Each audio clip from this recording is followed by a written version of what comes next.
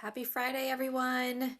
Welcome to my live series where I talk about all things related to nutrition and autoimmune diseases and inflammation. So hopefully you guys all had a good week. I'm excited for the weekend. Playgrounds are open in the Bay Area, so I at least have something to do with my kids considering everything else is closed. Today I'm going to talk about something that I hear a lot of my clients complaining about, and it is fatigue.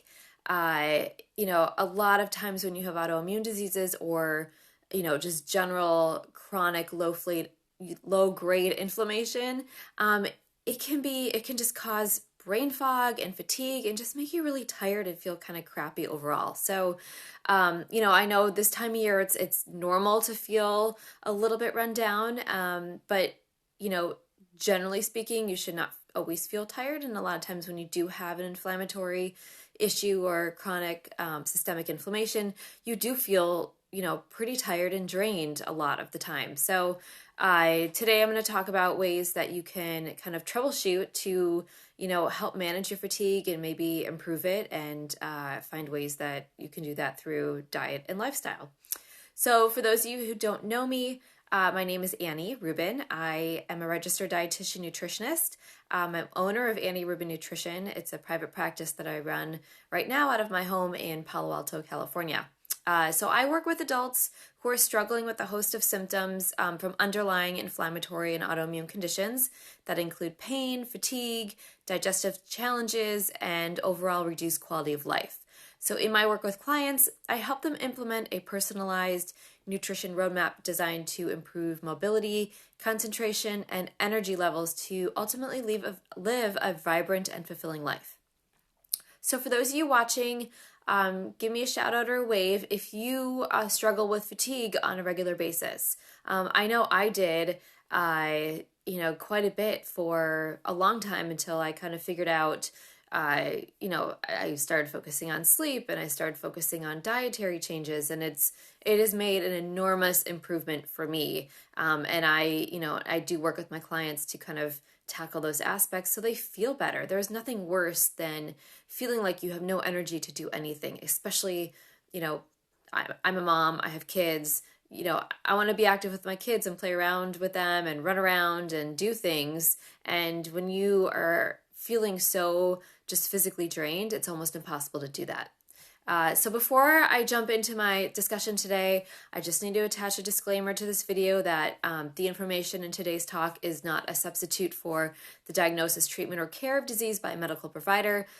This is for informational purposes only, so please consult your qualified health professional for any changes to your medical care. All right. So the first thing that I am going to talk about when we talk about managing fatigue is kind of the obvious. How is your sleep quality?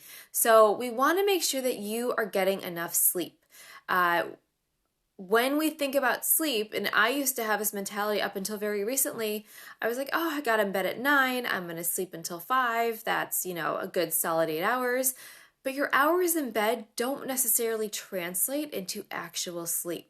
So what I have done is I've invested in my Oura Ring, which I have on my finger. I was kind of resistant to buying it. I'm like, it's not really going to make much of a difference. I'm not a huge, fitness movement tracker person. But I'm like, I'm just going to try it and see what happens. So it has made an enormous difference in my sleep. I can now tell how much sleep I actually get. Even this morning, I did not have a very good night's sleep last night. It took me a while to fall asleep. I set my alarm. I woke up, I saw how my sleep was. I'm like, you know what? I'm just going to go back to bed and get maybe like a half hour extra sleep just so I feel a little bit better and more awake today. So that's really important, is really understanding your actual sleep quality. How many times you're waking up in the middle of the night, how much deep sleep you're getting, how much REM sleep, that all contributes to how you feel and what your sleep quality is. So that is important. If you're not ready to invest in something like an Oura Ring, the other thing that you can do, which is, again, fairly simple and kind of all under your control is to start establishing a good sleep routine. I talked about this on my blog in November, so you can go to my website, AnnieRubin.com. Look at, I think it was the new November 11th blog post about how to establish a good sleep routine. So you can, wake up feeling refreshed and well rested. The other thing that can affect sleep, your quality of sleep, is caffeine. I know, I hate to say it. We all love our cup of coffee or 2 or 3, but there is unfortunately a connection between fatigue and too much caffeine. I wrote about this in my newsletter this week, so if you don't subscribe to my newsletter yet, you can either go to my website and subscribe. You can go to my, if you're following me on Instagram, you can look at my Instagram bio, and that will take you directly to a link to sign up. I send out weekly newsletters, just, short little tidbits on, things that I find interesting and what my clients are always asking about. So that's how you can just subscribe to that. But, in my piece that I wrote, I did mention these really 2 interesting studies. So in one study, they had participants, just kind of self-reporting their caffeine intake and their quality of sleep. And they found that the people who drank more caffeine spent less time in bed and self-reported a lower quality of sleep than the people who didn't drink as much caffeine. And it didn't matter the time of day either, which I thought was interesting. The second study was they had participants drink, regular green tea, like fully caffeinated, and then there was a washout period, so they took a break, and then they drank green tea that was kind of stripped out of most of its caffeine. So it was a lower caffeinated green tea. And what they found is that when they drank the lower caffeinated green tea, participants reported less fatigue, they reported better sleep, and also they also took samples of their their saliva, and analyzed it for stress markers. And the stress markers were lower when they drank the lower caffeinated drink. So I thought that was really interesting too, that it can also affect your stress, which also affects, inflammation and sleep quality and so forth. So it's all kind of connected. And if you are watching this live, I'm going to repost, when I post this on my feed, I'll have those studies called out so you can refer to them if you're interested in reading, the more details of it. Okay. So we talked about sleep quality. The next thing that is important to kind of investigate is your diet. Your diet can drastically impact your fatigue and how you're feeling. So the first step is to remove all processed foods from your diet. And this includes sugar, both real and artificial. This includes anything with chemicals, food additives, gums. Most of the stuff that you find in a package will likely have a chemical or something in it. The reason why this is important, so processed foods are what we call energy dense. They have more calories than nutrients. So if you don't support your body with the proper nutrients, you're not going to run like the efficient human being machine that you are designed to be.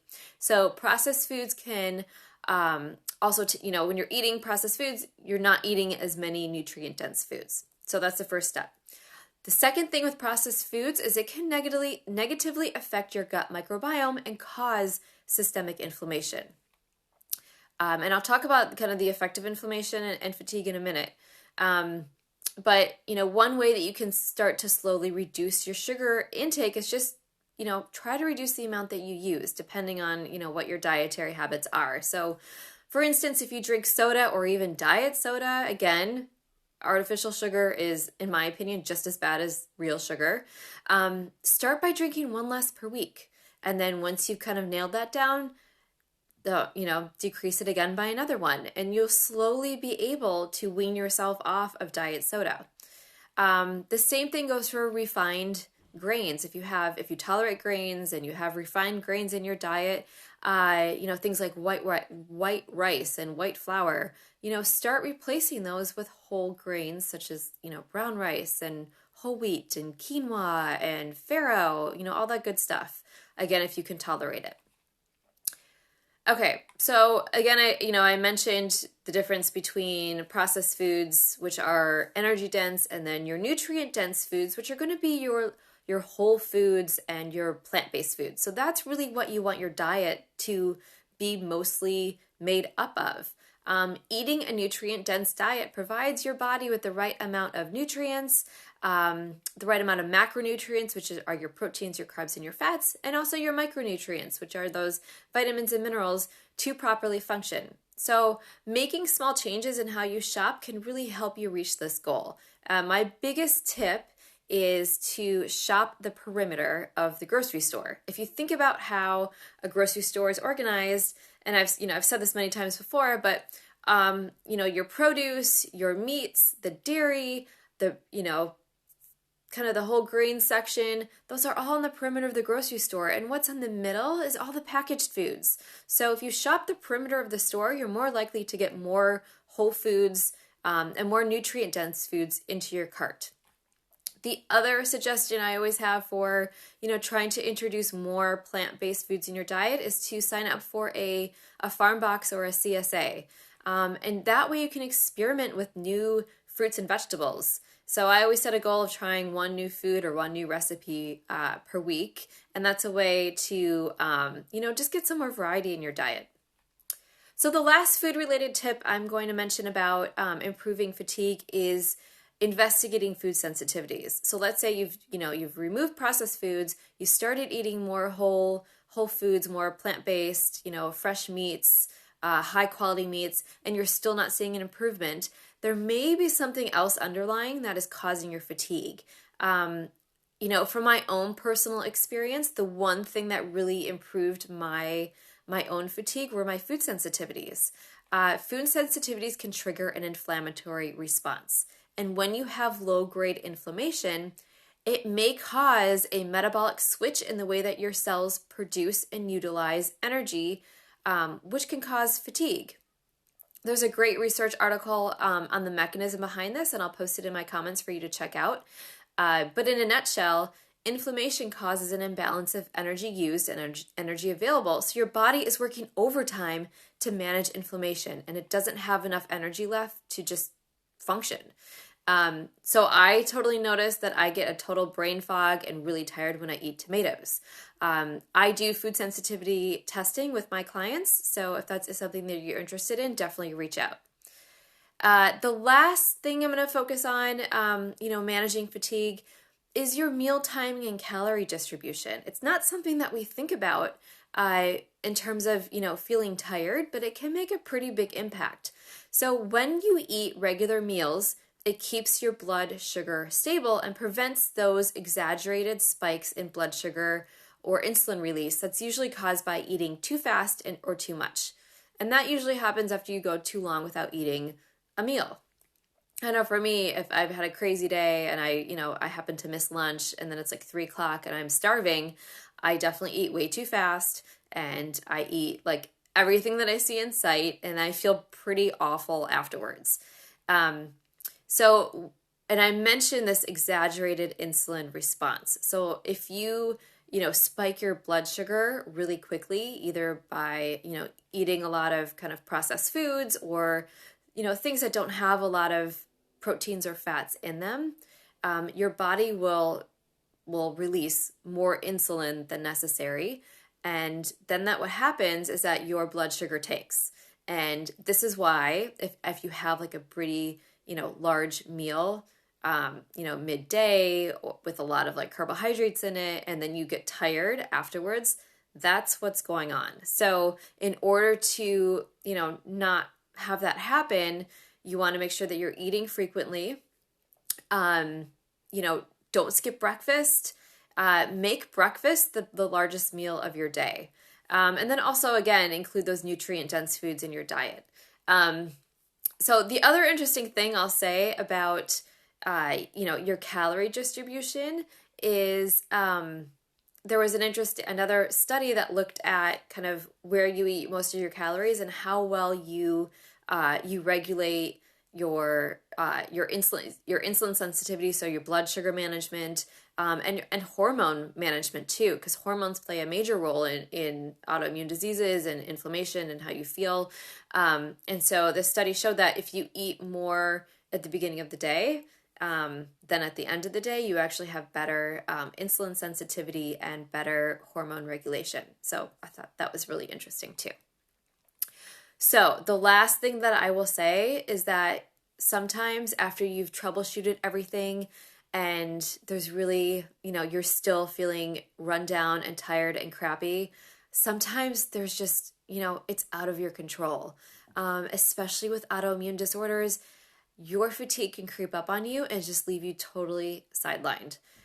So when this happens, the best advice I have is to ask for help. I know it's so hard. A lot of us are very A-type personalities.